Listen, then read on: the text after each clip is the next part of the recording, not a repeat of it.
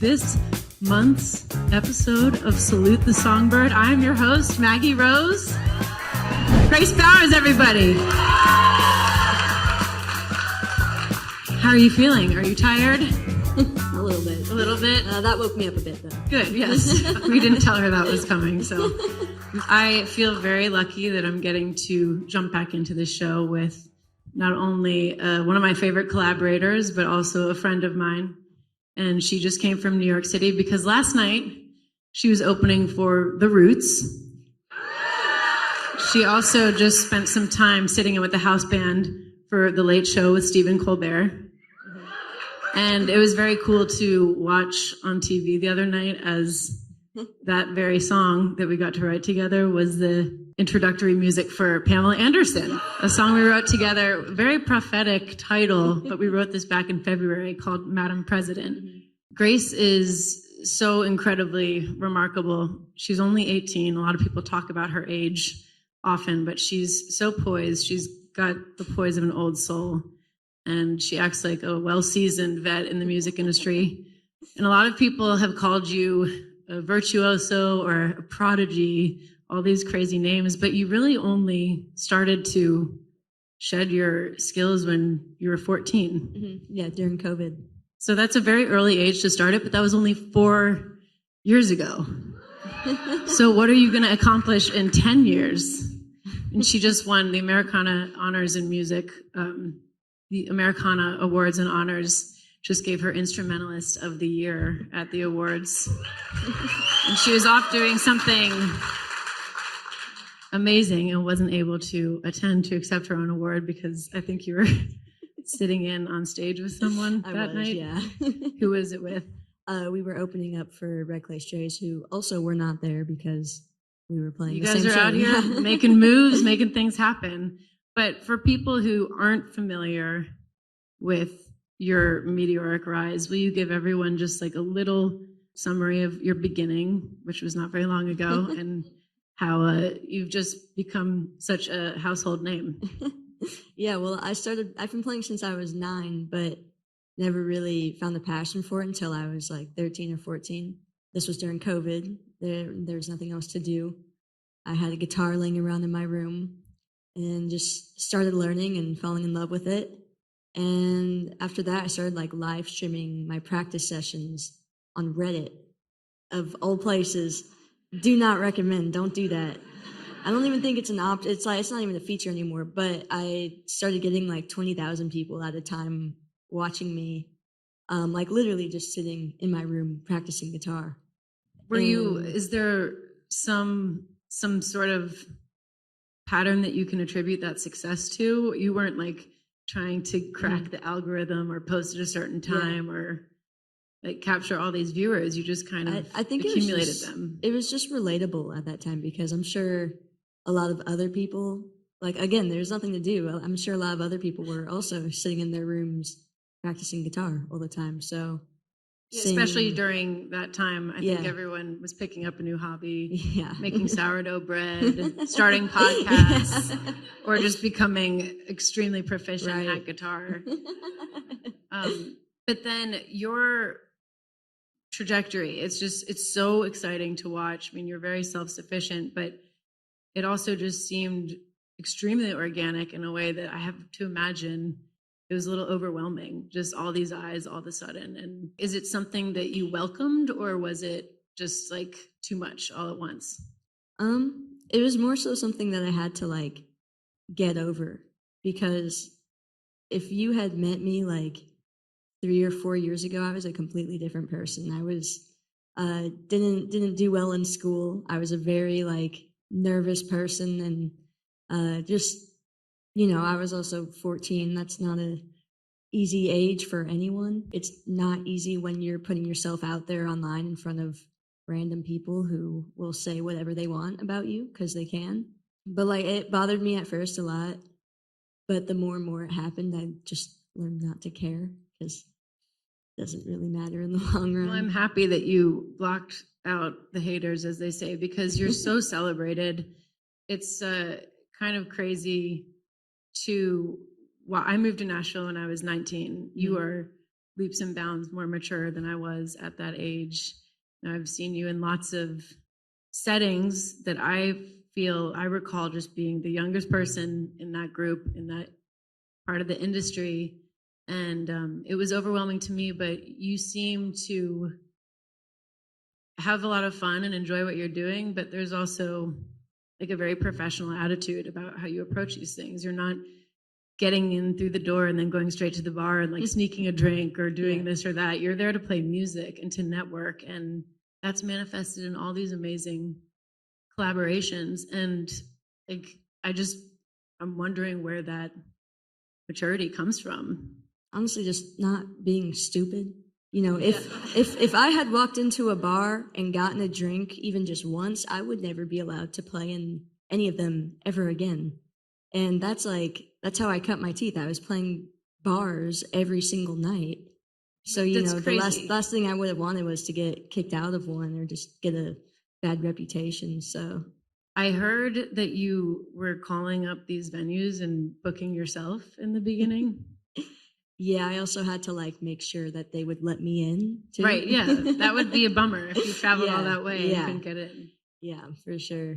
So who was the first artist that you think really extended that warm welcome to you early on when you were booking yourself in these little dive bars? Yeah, Paul McDonald, who I think the first time did we meet at that Underdog show? Yeah, we met at one of his shows. He used to do a residency at the Underdog, and he would let me come up and play every single time. And, I hadn't really played a lot of shows before that, so getting to do that was back then like a big deal in my world.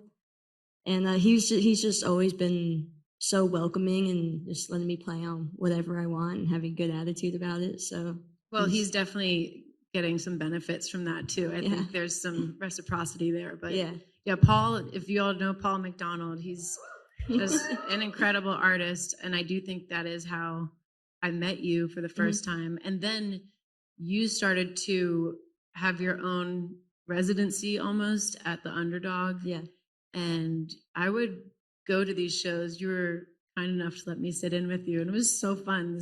This audience was into it. And I looked over and there's all these agents that are scouting you out. There's all these managers who are trying to get you to sign with them. Like there were people who were like competitively in the audience trying to get on the Grace Bowers train. And I feel like you've just still maintained a steadiness about it. You haven't tried to take on too much or believe that someone's going to wave some magic wand and get you to where you want to be. But you also have a pretty good group of people around you. Like I love your mom. And you also have, WME has been getting you these crazy gigs like Bonnaroo, Newport Folk Fest, Pilgrimage. What's the big aspiration from like a business standpoint that you want to maybe achieve this year in terms of, do you like your team? You did this record independently. Yeah, right. I guess it's my question. Like you said, there's definitely a lot of people, especially in Nashville. It's so bad in Nashville. People who will just say that they can give you all these things and they overpromise on what they say they're going to do for you and then they never will. It's kind of like collecting for them at one point. Like I can't name any names, but it happens a lot. No. It happens a lot. And, I still don't have a manager. And at that time on those Underdog shows, I was looking for a manager. I still am, but like we were really looking for one at that point. And I had a lot of different people in that crowd. And some of them were great and I really loved them. But some of them, I met with, and then I met with them again, and I met with them again. And their true colors kind of start to come out and you realize they don't really have you in mind when they want to sign you. It was very eye-opening seeing that people can just be so like dishonest about that kind of stuff. So, and the same goes with record labels or whatever. I would love to sign to a label, but couldn't find one for this, nor did I want one for this release just because I feel like I wanted to do it independent and own my masters, but, you know, I would definitely love to find a label who believes in me and, you know, will let me do me and not try to change anything about that. So I think that's going to be my goal for the rest of this year, next year. I think that's a great goal.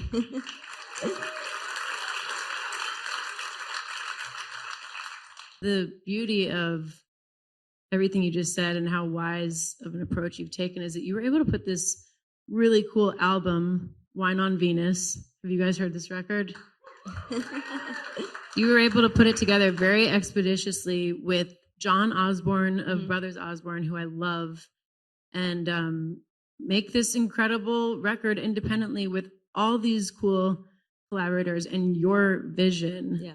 I want you to tell us a little bit about the musical vision that you were able to pour into it. I was very lucky to have had John by my side for that whole thing. He was very gracious, no pun intended, but just very patient. And, you know, it was my first time making a record. Like, there were a lot of new things to me that I didn't know about, and he was very patient and explained it all to me and just made it such an easy process.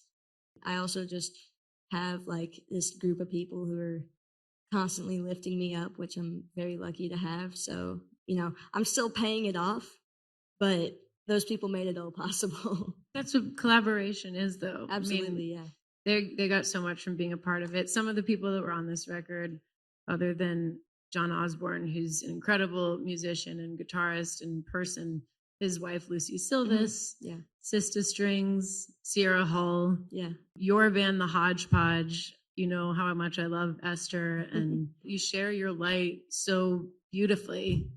And I've heard you kind of compare it to Sly and the Family Stone, like it's this collective.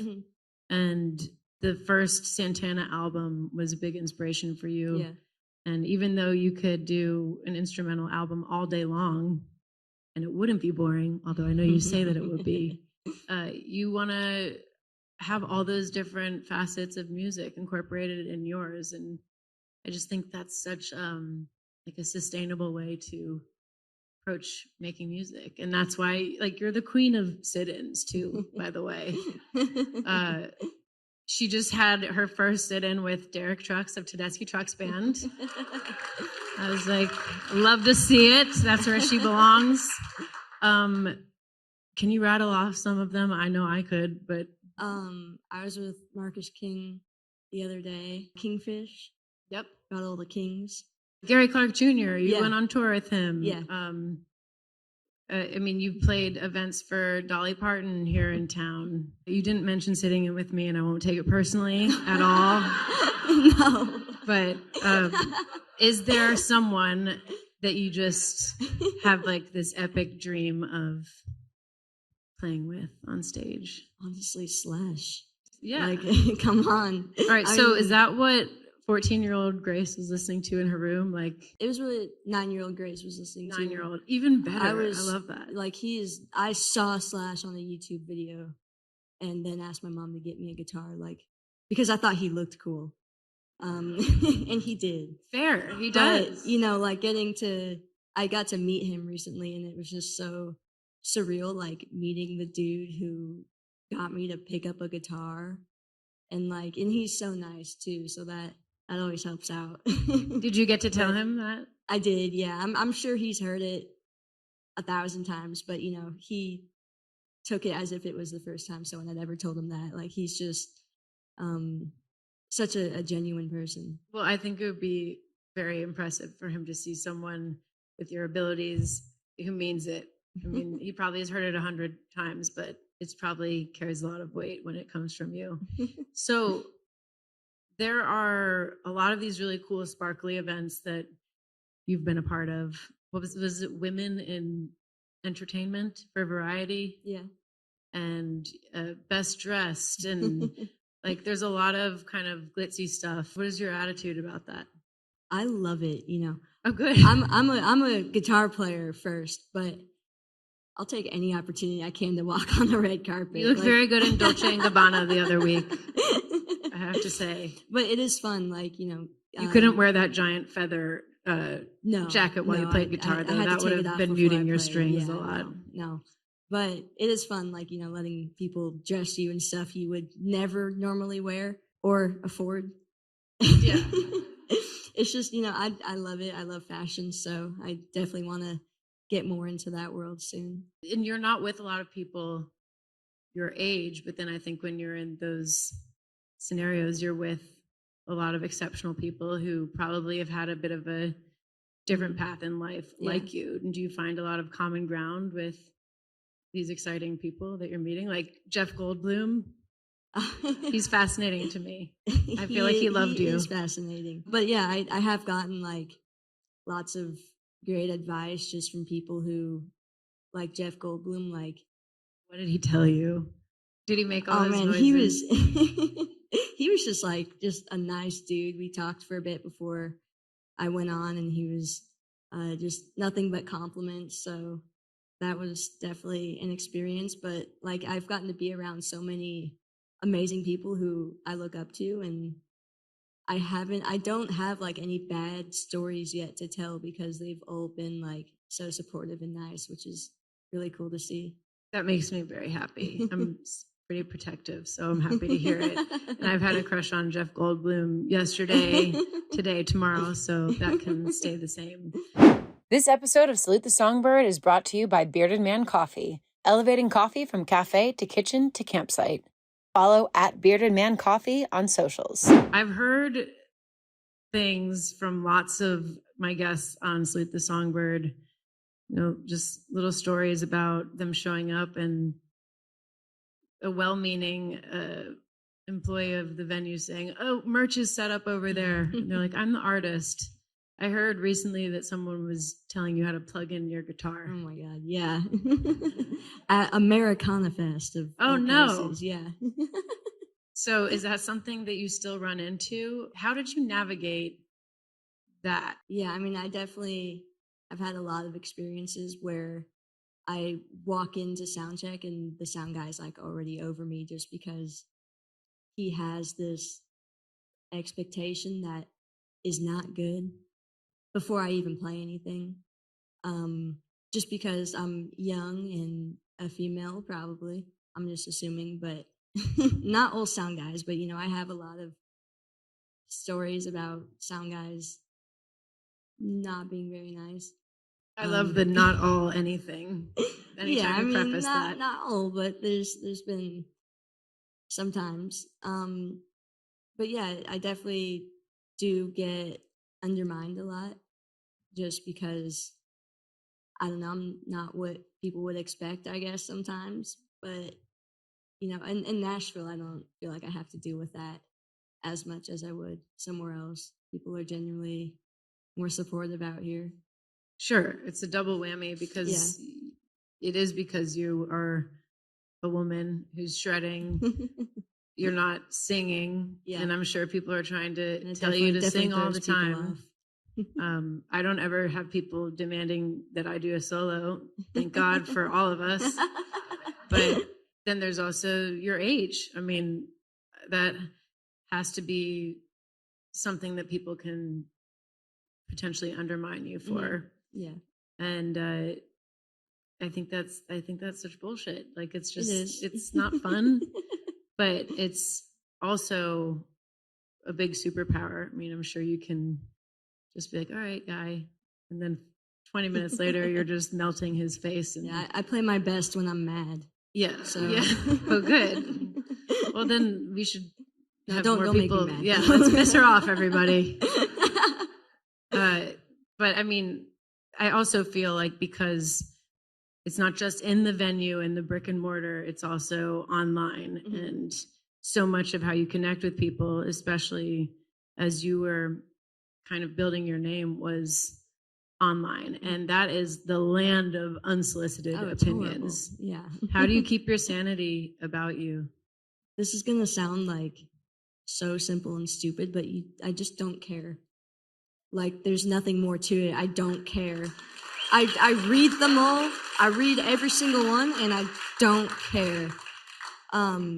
Just because, like, if someone leaves a bad comment and then you go and you click on their profile, like, more often than not, it's like pictures of a dude like fishing or something like that. Like he's got nothing going on. So like I just like seeing that just makes me realize like why would I care what this dude has to say? But then do you equally not care about praise? It depends on what kind of praise, because sometimes people are like, I'm not the greatest guitarist and I'm still like getting better and learning every day. You've been playing for 4 years, so. But I do get like lots of comments like, oh, Grace can do no wrong. She's the future of rock and roll. I'm like, slow down. Like, it's not like that, but so it's like those types of comments, like I sometimes disregard just because like I would have such a big head if I read those and was like, yeah, that's right. Also, that's a tremendous, it's a tremendous amount of pressure to have someone say you can do no wrong and then, start idolizing you in a way that feels suffocating, because you might want to evolve or try different things. And, that makes you feel like you are obligated to fulfill that manifest destiny. It does, kind of thing. And those types of comments do get to me in that aspect of things. Like I do feel that sometimes, for sure. Yeah. Well, and you are multifaceted in the way that you use your voice. I was so impressed by the event that you held at Brooklyn Bowl a couple months ago, where you raised $27,000 for $30,000 for the Covenant School. And that is just, that's crazy to have organized an event like that. Also given a voice to something that shouldn't be controversial, but is.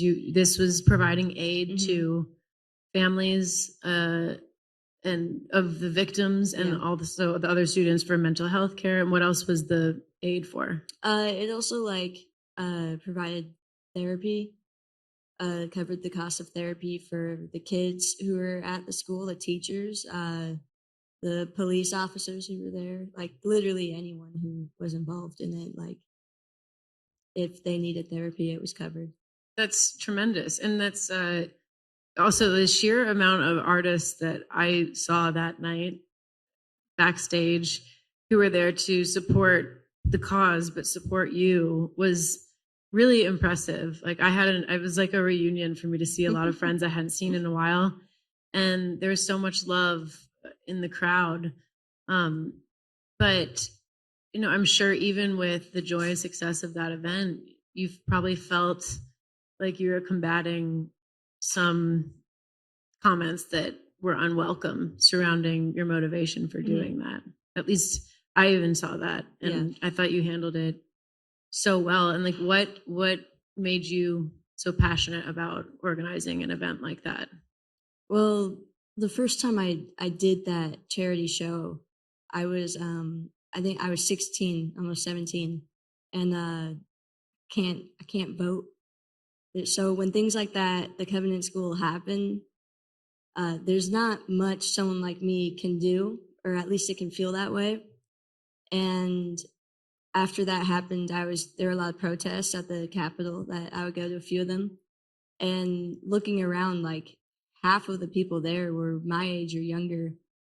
And those are the people who like don't have a say in what kind of laws are being passed. And the laws that are being passed are the reason that things like the Covenant School shooting happened. So I put that show together just to, kind of have a voice that I felt like I couldn't have. And also like seeing the way Nashville came together for it was so cool. It was very heartening. Yeah. And I know you have two younger brothers as well, and they live a pretty different life than you. I mean, they're going to school. I know that was one of the reasons that you guys moved from California to Nashville, was so that they could resume schooling. You did not want to go to school anymore because your life and career were I going in a did different direction? I did my freshman year out here, and I hated it, and then did like a few months of my sophomore year and switched to online. But you still got straight A's, right? No, I thought not now. Yes, because But- it's online and it's Well, easy, she's very but- smart. You No. know, I dropped out of college too, so we're good. Hell yeah. But having two younger brothers who are in school in a more conventional Mhm. way, like I know that was something too that would motivate you to want to do something about this. I know today is the first day that you can vote early in yeah. Tennessee, Yeah. and she has her signature vote guitar strap that she wears at every show. I think it's the least controversial thing for you to want to encourage people to vote. That's all you're saying is use your voice. And Absolutely. I mean, Grace has been saying that for a long, long time. And are you excited to vote for the first time? I am, yeah. Nice. Especially in this election. So she's put a whole fundraiser together. She's been on all these different stages. She's won Americana awards, and she'll finally get to vote for the first time in the next couple weeks. Yep. No big deal. All of this before you cast your first vote. I think that's pretty amazing. We wrote a song together called Madam President. We did. And it was with your bandmate, Esther, who I love. And we wrote this last February. And I think it's pretty awesome that last February we kind of had no idea No clue. what we were doing. But then the title of the song, it became a prospect. But people, when I talk about the song and however they feel politically, they're like, there is no Madam President yet. I'm like, well, that's the whole point of the song. It's Right. about the fact that these are things that, writing with you guys, you're a decade younger than me or more. And it was just about all these aspirational things we'd like to see before we die. Yeah. What are some things that you'd like to see before your time is up? Well, the song mentioned rising housing prices. I would like to see that. I want to own a house too. So that we talked about that. We talked about homelessness problems. What else did we write about? In that About song? trying to break through as an artist. Yes. Making it a little bit easier. Putting a little dent in the debt Yep. that we have. But how has that song been received out in this climate? Mostly good. I do get quite a few stupid comments like, the thing is, the song is called Madam President, but it's not really like It's like one line. Yeah, that it's literally is one not line what the song in the is whole about. song. Yeah, it's not what the song is about at all. Now it kind of is just because, but it is like about a lot of different things, and I think a lot of people kind of just see the title and get mad over it before listening. But I would say for the most part, like when we play it live and AC sings that line, like everyone puts their hands up. So yeah, it's good definitely a party reception for song, sure. and it's more about laundry listing all these things Mhm. that none of us have seen in our lifetime. Yeah. Really. So the independent approach of this album, the collection of songs that you have is so cool. A lot of them originals. You're an amazing songwriter, by the way. I think I've having the privilege to see you in the writer room. Not only do you bring really cool riffs and musical ideas, but you have something to say. And I've seen that in action, not just on that song, but other songs that we've started. What is the A&R process like? A lot of times with a label, you'll have a whole department that will help you assemble songs for a project, and you kind of were able to just decide that with you and John, or like how did you go through all the contenders to make a record and sequence it? Well, we didn't. It wasn't like we had like 40 songs to pick from. We had about. You're efficient. Yeah, we had about what was on the record. That was about how many songs we had written, with the exception of one, maybe one or two. So that made that process easier for sure. but also like I knew like what I wanted it to sound like. I knew I wanted it to start instrumental. I knew I wanted like an organ breakdown in it. So all of that like was entirely up to me. And you know, John also had his opinions too, which, you know, definitely helped me kind of like form this idea.